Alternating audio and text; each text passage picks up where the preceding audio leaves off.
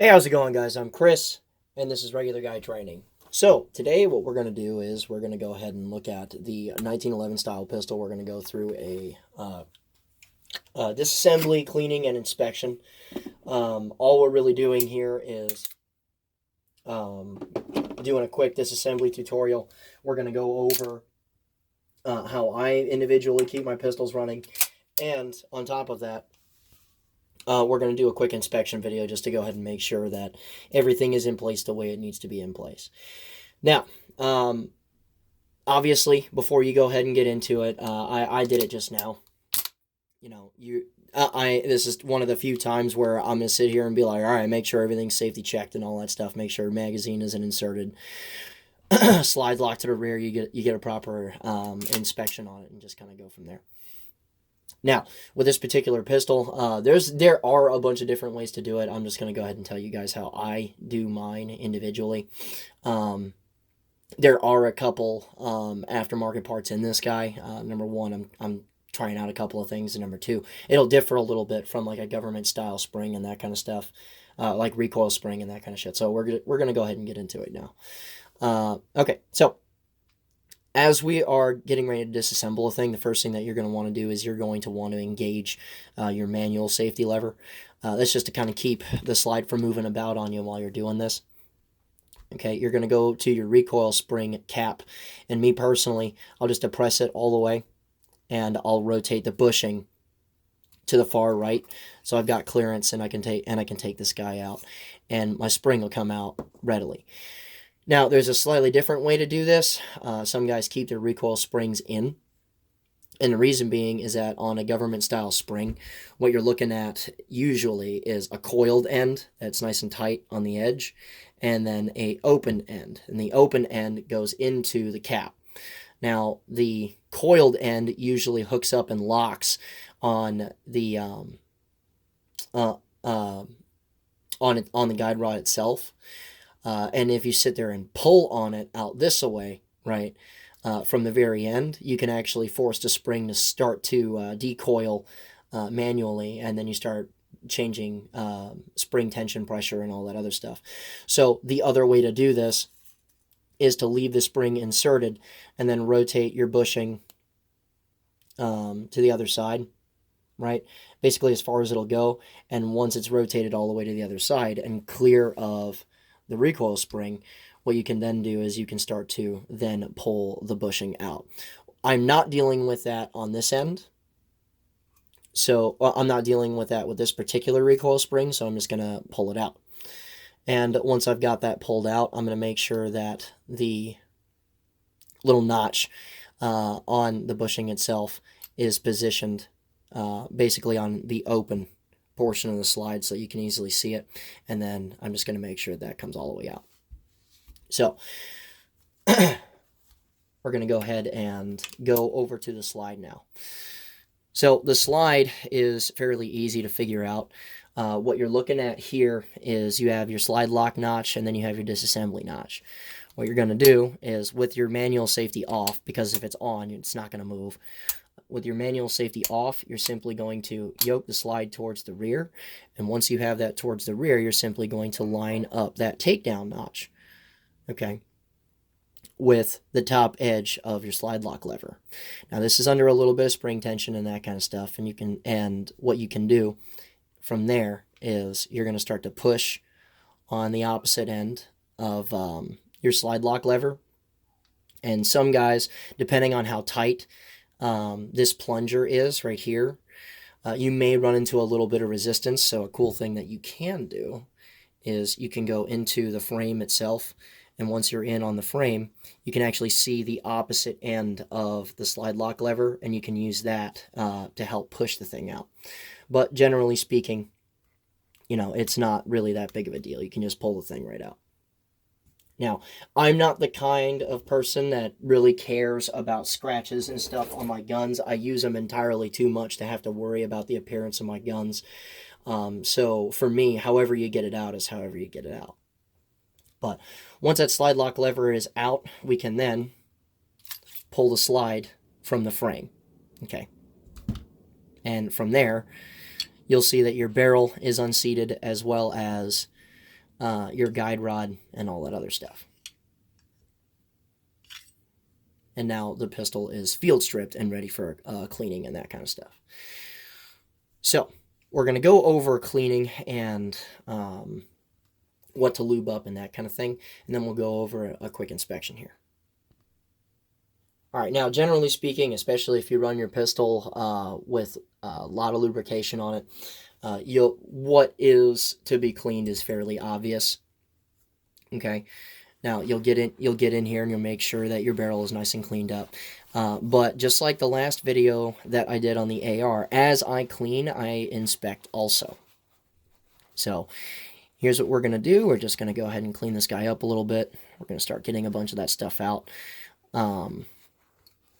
You know, I tend to really like the quote-unquote high-speed finishes on 1911s because it pays a lot of respect to the steel components, like the ion bonded stuff and the stainless steel barrels and that kind of stuff. They're great because they're real easy to clean off. They don't hang on to and fossilize carbon and that kind of shit. And once you have it more or less wiped off, the next thing that you're going to get into here is you're going to look at the components themselves. Now you can see that there's absolutely some wear on this individual component, right? So I'm going to look at my barrel, and you can see that there's a bunch of wear from it locking up and that kind of stuff. And I'm not worried about that at all. What I'm worried about is fissures and cracks and that kind of thing. And once I get a good rotation on that portion of the barrel, I'm then going to go ahead and move to the little locking lugs on it. Now this interfaces with your slide, okay, and it locks up in these notches here. So I'm looking for more cracks. I'm looking for possible shearing, any possible burrs and that kind of stuff. And aside of normal wear here, we're doing pretty good on this individual component. Right, so as we're going through there, we're looking at that and we're making sure that aside of normal wear, and we're about 6,000 rounds deep on this pistol. You know, obviously it's got some wear on it, but it isn't crazy. The next thing that I'm going to go ahead and look at is my feed ramp area. This is a 9mm 1911, which is why you have that real steep feed ramp on it. That actually hooks up to your frame, and we'll talk about that here in a second in relation to 45s and whatnot. But looking at it, okay, there's no issues there. There's no cracks on the hood. When you're looking towards the chamber area, there's no deformations or anything crazy happening with this. Okay, then we're going to go ahead and look at our barrel length and that kind of stuff. What you're looking for here is there's always a little bit of play in these components. What you're looking for is slop. Does it move in any extreme as far as left or right? Okay, and we got like maybe 1/16 inch, but that's only because there's a difference between it fitting up with the pin punched into place and the actual barrel itself. So that looseness is going to be there. There's certainly no breakages, okay, and I don't see this pin trying to drift or anything crazy like that. So we're just going to make sure that the thing that keeps, you know, everything locked up and connected to the slide lock lever here is in good shape. So now that it looks as though it's in good shape, okay, I'm going to go ahead and move on. Okay, so no big deal. And yeah, there's a little more detailed stuff that we can do there for it. But we're going to go ahead and move on to another component. Generally speaking, I do not clean my barrels often. What I do is post a certain point or post a year. Like post a certain point, meaning round count and all that stuff, or post a year. I'll then clean the barrels out and make sure that they're properly lubed up and all that.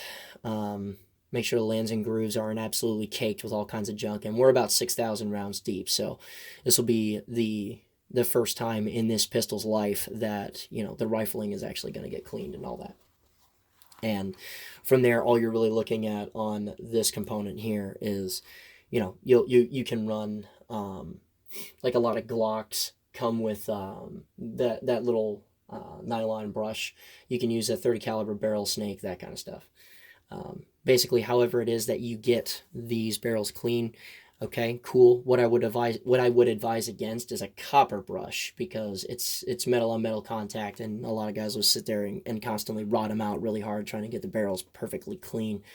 Realistically speaking, all you're doing is even more damage to the lands and grooves of your rifling, and you're shortening the barrel length, the barrel life on the component itself. So I personally would not advocate for it. All I'm really doing, once I get back to that, because I'm gonna let this soak for a minute, is I'm making sure that what can be pulled up as far as carbon is pulled up.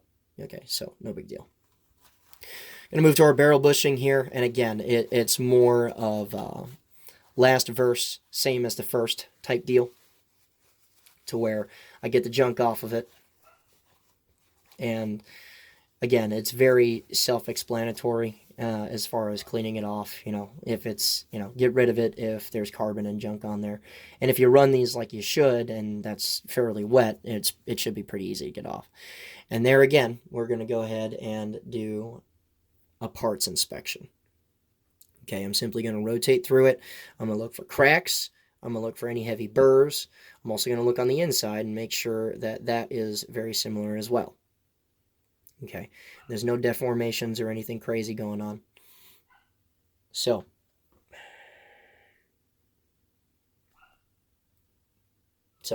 there's no deformations or anything weird that's going on with it. So we're going to go ahead and move on to the next part. Okay. Recoil spring, all I'm looking for on recoil springs is broken coils. That's not very common, but it does happen. So again, just looking through it, there's no broken coils. This recoil spring is actually fairly new. And it's from Wilson Combat. It's their flat wire spring. It's rated to like 40,000 rounds, and there's like 1,000 rounds through it right now. Am I crazy about cleaning and lubing these? No, but as long as I'm doing it, I get the extra stuff that's on it off. No big deal there. Now, a lot of people will straight up ignore or forget to do their slide lock levers and that kind of stuff. But as you can probably imagine, as far as, just the normal quality of life of your pistol, a slide lock lever can actually be rather important. Okay, so I'm going to get the stuff off of it that I can. And once I got the stuff off of it, again, I'm very careful at looking at the individual component, making sure that I don't have anything crazy going on. Okay, no cracks, no fissures, no burrs. That's what we're looking at more than anything else. Okay, everything is etched the way it should be. All of that. Okay, so we're good. Moving on even further, we have, even something as simple as your recoil spring cap. Okay, if it's starting to fissure down the side of it or whatever, you probably should have a replacement for it. So again, because I don't clean my pistols religiously, I do make sure that all the components are where they need to be, and I make sure that everything is in working order as far as there's nothing crazy happening. Okay, if the factory didn't put it there and it now has it, you should probably look into replacing it. So again, guide rod, same deal. Looking at that, making sure everything's good. Looking at that, making sure everything's good. Okay, so we're in working order here. Before the question inevitably comes up, I went to Wilson Combat and I got their flat wire spring combo. It's a 13-pound recoil spring, and I find as far as just reliability, working with authority as far as chambering rounds and that kind of stuff, and reliable function, the 13-pound recoil spring is the perfect balance for me individually. So that's probably what I'm going to use going here forward. The 8 is great for competition. That's what this pistol ships with. The 10 made me feel a little bit better about reliability and that kind of stuff, and it still shot smooth. But every once in a while, especially if I put a lot of rounds through it, it would start to act a little sluggish, and I'm not okay with that. So I went up more to a 13-pound recoil spring.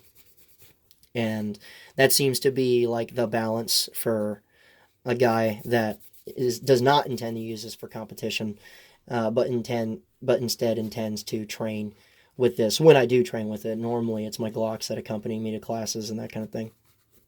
But I do intend to train with it for a defensive type purpose. So,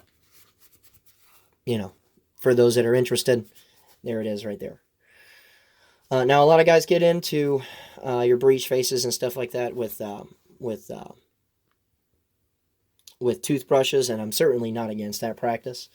I'm in Josh's fucking basement because the acoustics are fantastic, and I don't have to deal with wind or nothing like that. And I happen to not have one of those brushes available. However, it's not like the worst thing ever. Now, here's the thing that a lot of guys do that I advise that you not do, and I'll point it out here in a second. But they'll soak down the front end of their slide, which is totally fine. But they'll also get the rear end of their slide, and I would advise against it. And here's the reason why. Because if you start to soak down the rear of your slide, okay, what you end up running into is that you could probably get gun lube into your firing pin channel and that kind of stuff.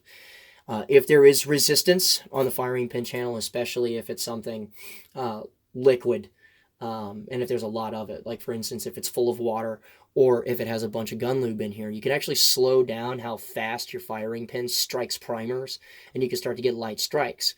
The last time that I saw this was actually in the striker channel of a Glock, for instance, and dude was having tons of light strikes, but it's only because he threw, a boatload of friggin' gun oil into the firing pin channel. And it's a similar thing, even though this is not a striker fired pistol. It's hammer fired, so it's less relatively susceptible to that kind of stuff. It's still probably not a great idea to have a bunch of especially lubricant, because that's clearly thicker than water, inside that firing pin channel. You don't really want anything slowing down the ignition process for that. Okay, so now that the slide is taken care of, we're going to go ahead and take care of the frame. And again, the obvious components are the obvious components. We're going to sit here and make sure that we get the stuff that we need to get up off the gun. And again, one of the main reasons that you're cleaning isn't as much for function, although it does play a role in the reliability. It's more to make sure that there isn't anything physically broken. Now, check this out. On this particular portion of your pistol for like 45s and whatnot, right? This right here is usually sort of a feed ramp, right? Well, it is a feed ramp. That leads into your barrel, and your barrel has a cut for it as well, so it's a little bit extra of a quote-unquote feed ramp for you. You want to make sure that's cleaned off a bit as well. Okay? On 9mm 1911s, the barrel is more associated with the feed ramp itself. So as you see it locked up and into place, hold on, let me grab a Target magazine here. Okay, you can see this guy locked up and into place, right? And you can see that that barrel is mated into that surface there. Now, 9mm obviously has a little more extreme of an angle to get chambered than 45, right? So 45 barrels don't have this huge ramp on them. Okay, instead you'll see a portion of your frame that's actually designed to be cut as a feed ramp to help get those round nose bullets in there. So you're going to want to make sure that that portion of your frame is cleaned up. On a 9mm 1911, like the one I've got in my hands, I'm going to make sure that that's cleaned up, mostly so that there isn't a ton of shit messing with my friggin' barrel lockup. Because if it cakes up too hard, it could eventually affect that, and I'm not okay with that. So,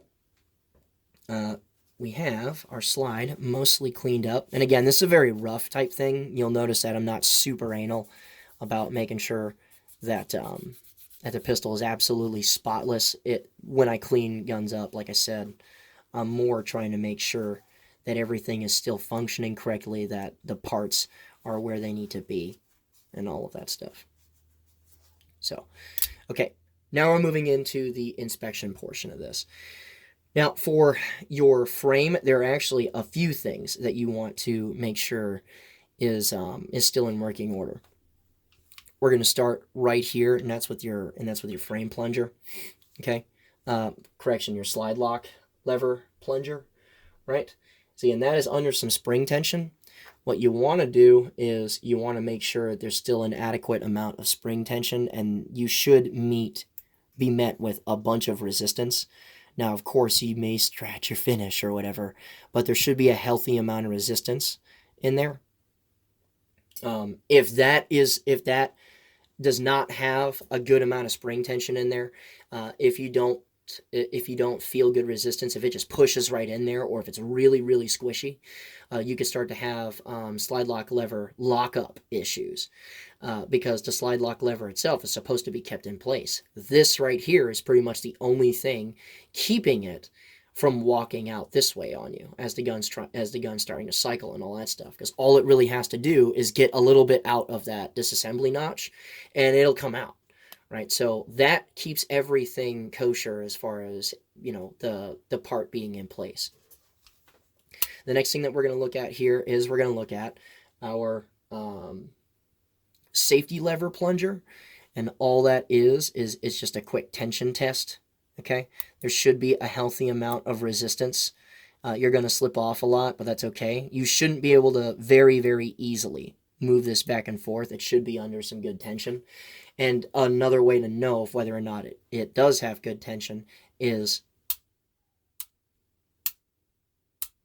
should be a very healthy click on and click off as far as your safety lever is concerned.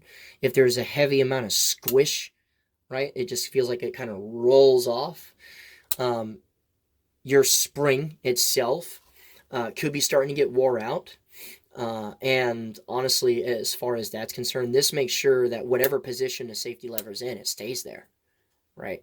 So this being a gun that's supposed to be carried cocked and locked, you'd think that's a little important, right? The next thing is to actually check this out. Okay, the safety lever itself, it's got notches on it where it's supposed to snick on and snick off of that little plunger, right? You can actually see it moving stuff out of the way. If that is starting to get rounded real bad, okay, or if it's to the point where it's very, very, very light, like it takes no effort at all to move the safety lever in one way or the other, you might have to replace the safety lever itself because it straight up wore it out. Now, I'm not going to sit here and say that it happens quickly. It takes a long time to bend or wear out little notches like that, and like hundreds of thousands of snick-offs of the safety, but it is something that has happened before. So, not to me personally, but I've seen it, okay, to where the notch will start to wear out, and once it starts to wear out and the safety gets snicked up, this plunger will just shoot out the freaking frame. I actually saw it on a Rock Island pistol, like a little over a year and a half ago, maybe two, like 2+, something like that. So it is something that you do want to inspect when you're rolling through here. Next thing, okay, we're going to want to make sure that this roll pin is in place, okay, and it's not trying to butt itself out of the gun or being gnarled up from the slide and whatnot, mostly because, again, anything that's roll pin affixed, okay, you really want in place, and this holds together a bunch of little components inside of here. Like, for instance, the next thing that you're going to test is your ejector. When you move this guy, right, this is a separate component that gets fit into the gun. When you're trying to move this, you really need to try and move this, because if it moves at all, you need to punch pins out, you need to replace the ejector and that kind of stuff, because if it's starting to move, it's starting to break. Makes sense? So you're going to want to make sure that your ejector is solid and in place and not fucking moving about. Okay, so, simple as that. Okay, now some guys get into their frames like so, and they'll brush them out, especially if they're in like desert environments. Like, I know friends out in Texas that do this to their pistols all the time because their magazines will start to stick doubly so with 1911s and that kind of stuff, because your trigger bow is inside of there as well. So you want to make sure that if you're in that kind of environment, you get in there with a nylon brush and scrape the shit out. So no big deal there. So as far as this is concerned, I'm going to go ahead and run a snake through it. When I'm done running a snake through it, we'll go ahead and start reassembly of the pistol. Okay, so now that I have that bore snaked out, there is one thing that I did forget. You do want to check extractor tension on your individual pistol, or rather on your slide, right? So the way that you do that, okay, is you take an empty case. Okay, you go through the bottom side and make sure that it's centered properly. Okay, and once it's centered properly, you want to give it a little bit of a shake, right? If you hear it moving around at all, like if you hear any noise whatsoever, your extractor is getting ready to get worn out.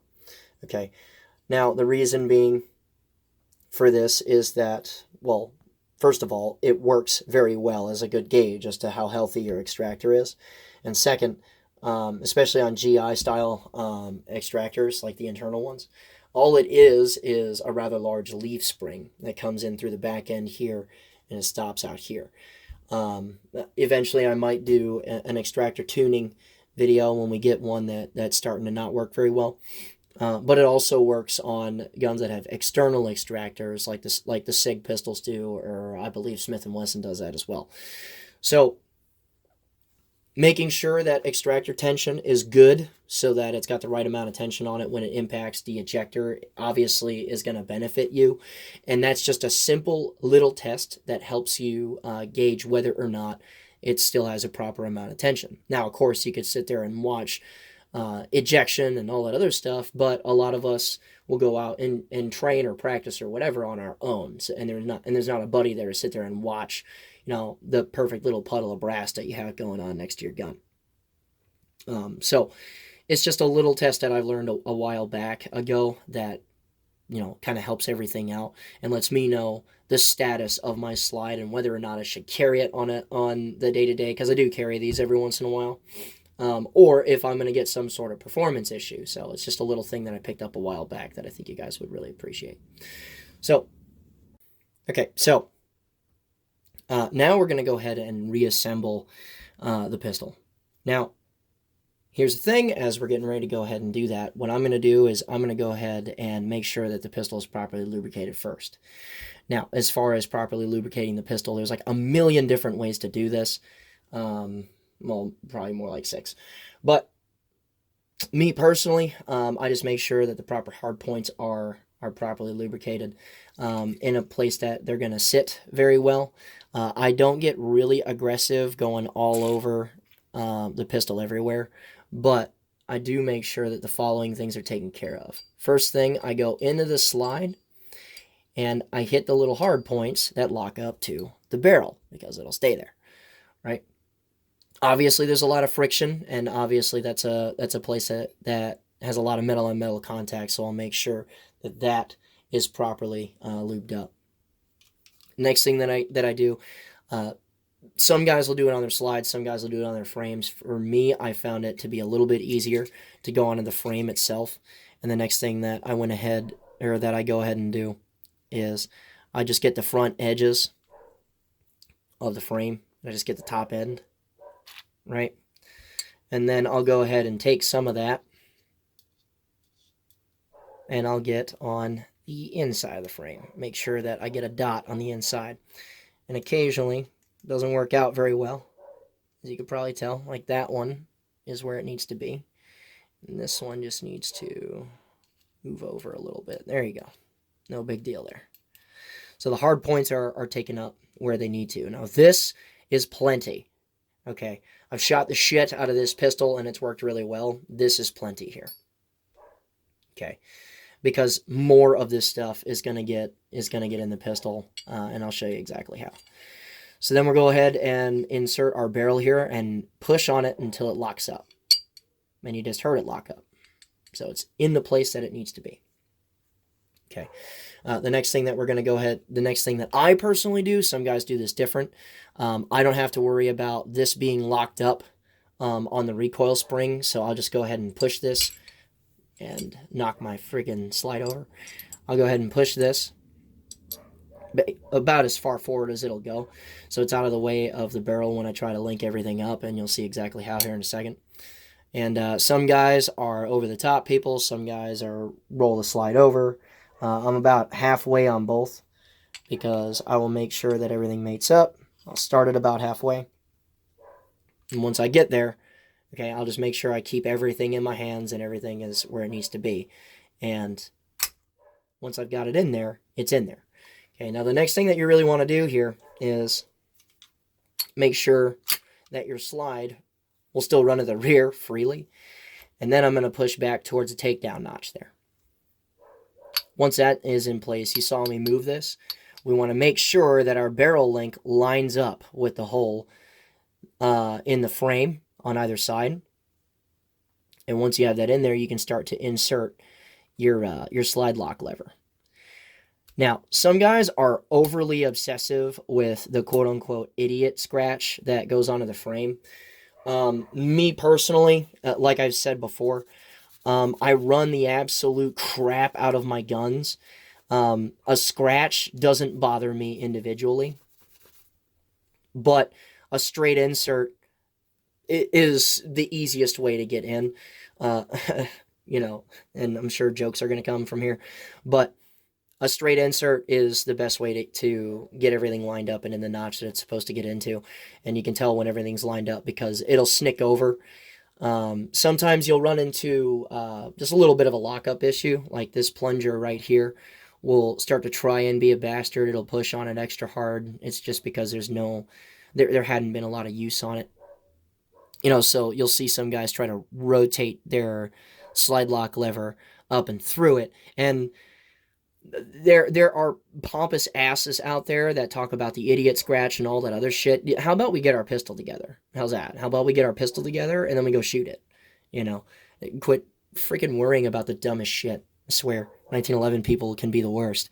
So we lock it up, and me personally, I'll put my safety lever on. From there, let's get focused. From there, the next thing that I'm going to go ahead and do is I'm going to insert my bushing. On this particular pistol, the bushing to slide fit is fairly tight, so I don't just straight up throw it on. What I personally do is I make sure that there is a little bit of lubrication on the out and inside of the bushing. And that is so what it contacts, which would be your slide and your barrel, you know, has a little bit of reduced friction in there, and you can see how a bunch of this will start to leak all over the place and get all up in the pistol, which helps out quite a bit, honestly. So once that's in place, we're just going to go ahead and insert that. And yeah, there's some lubrication on the outside of the barrel. Some of it's going to get in. Again, I'm focused on keeping my guns running, and I'm focused on making sure that the parts aren't getting ready to break on them. And when they eventually do, okay, I replace them. It's really not that big of a deal. When you go in here, you're going to want to look at your guide rod. If you have a GI style guide rod, they'll start to fold over or just fall over depending on what it is that you've got. So you just make sure that everything's lined up.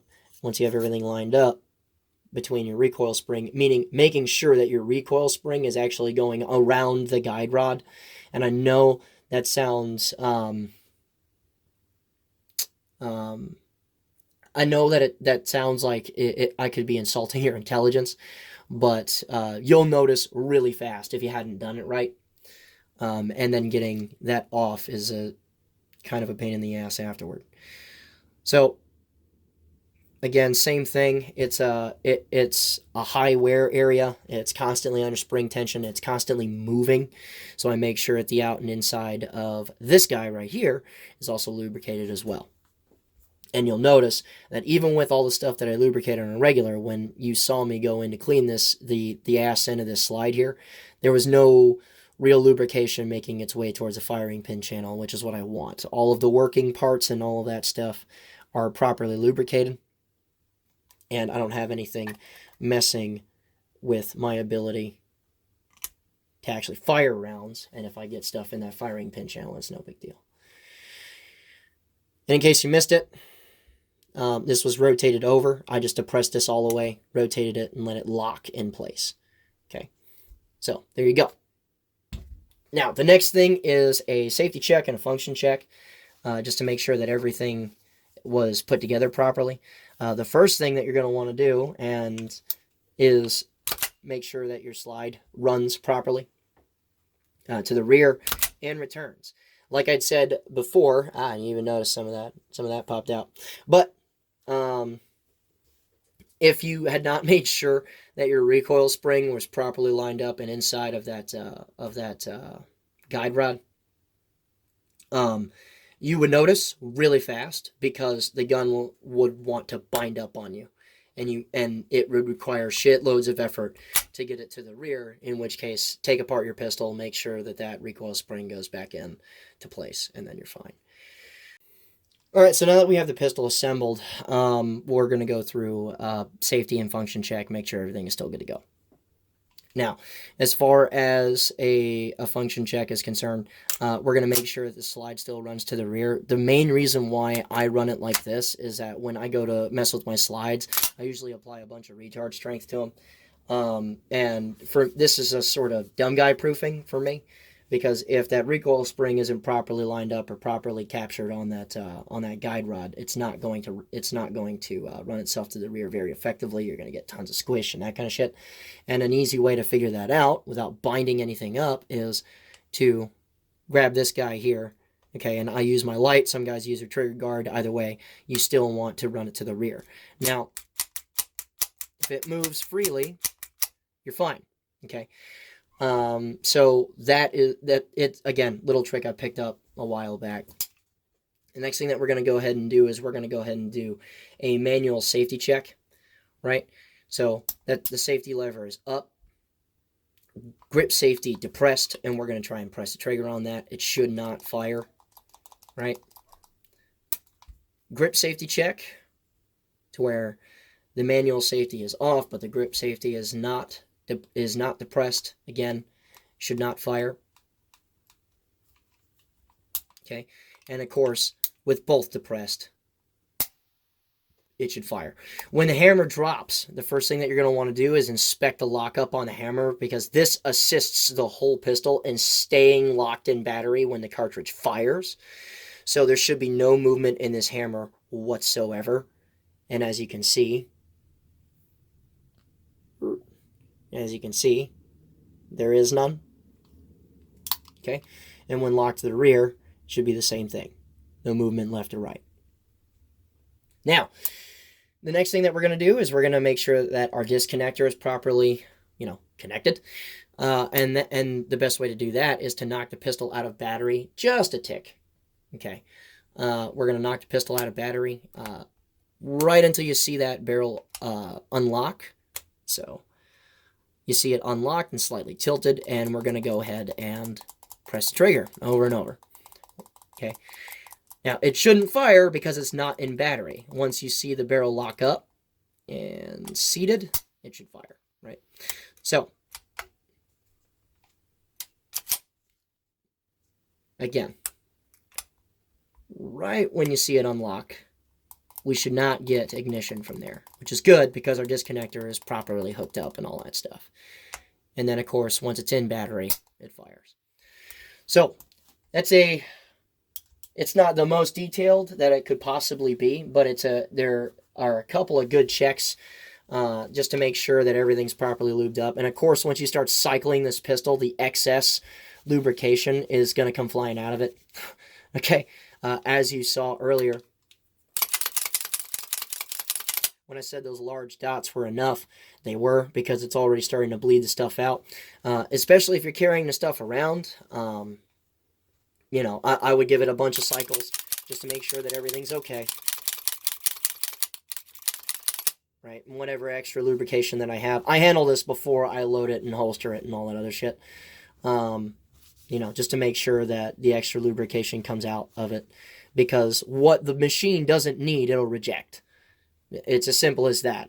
That's the simplest way of thinking about how much or how little you should lubricate a pistol or really anything. What it doesn't need, it'll reject. Okay, and in a pistol's case, you'll see that between your slide and frame, and you'll notice that a smaller and smaller amount is getting dumped out the pistol. And that's all it is. You know, so don't worry about going at it too aggressively or anything like that as far as lubrication and stuff is concerned, because again, you'll just see what starts to bleed out of it fairly easy, you know.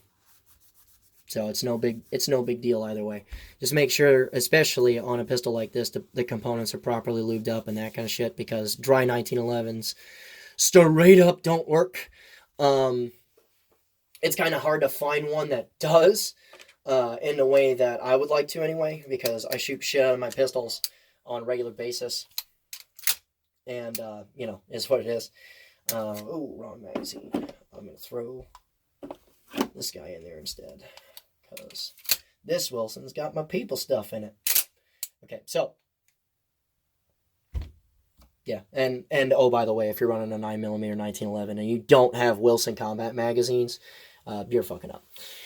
So, that's all I got, guys. Let me know what you think about it in the comment section below. I know this is a pistol that not everybody likes, and I know that there's a million problems with them. I like them, though, because they shoot flat and the triggers lie all the time. But, with that being said, that's all I have on this particular video, guys. And remember, regular guy's firearm is the last defense against tyranny. Be easy.